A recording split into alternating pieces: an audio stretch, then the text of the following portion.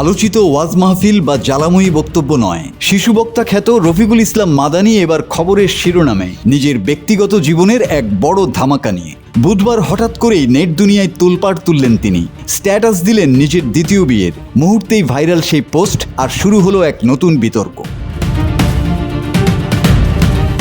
মাদানী তার পোস্টে দাবি করেছেন, মহান আল্লাহর বিধান মেনে গুনাহ থেকে বাঁচতেই তার এই সিদ্ধান্ত।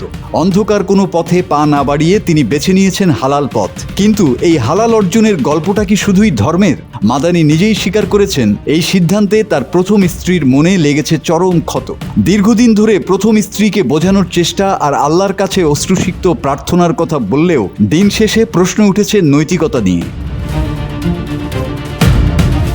সামাজিক মাধ্যম এখন দুই ভাগে বিভক্ত। এক পক্ষ বলছেন, চারিদিকে যখন চারিত্রিক অবক্ষয়ের ছড়াছড়ি, তখন গোপনে পরকীয়া না করে দ্বিতীয় বিয়ে করা সাহসিকতার পরিচয়। কিন্তু সমালোচকদের তীরের ফলা আরও তীক্ষ্ণ। তাদের প্রশ্ন, সময়টা কি ঠিক ছিল? বিতর্কের আগুনে ঘি ঢেলেছে একটি চাঞ্চল্যকর তথ্য।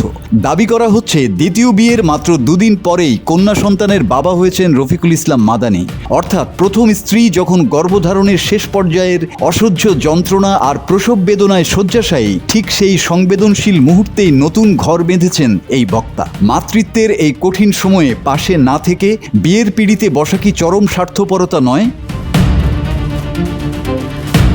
ফেসবুক এখন ট্রল, মিম আর এআই দিয়ে তৈরি ছবিতে সয়লাভ। একদিকে নতুন জীবনের আনন্দ আর ইনসাফের প্রতিশ্রুতি, অন্যদিকে এক নবজাতক ও তার মায়ের চোখের জল। ইসলামের দোহাই দিয়ে কি তবে এই সময়জ্ঞানহীন সিদ্ধান্তকে জায়েজ করা যায়, নাকি এর পেছনে লুকিয়ে আছে অন্য কোনো গল্প? রফিকুল ইসলাম মাদানীর এই দ্বিতীয় ইনিংস এখন শুধুই ব্যক্তিগত বিষয় নয়, বরং গোটা দেশের আলোচনার কেন্দ্রবিন্দু।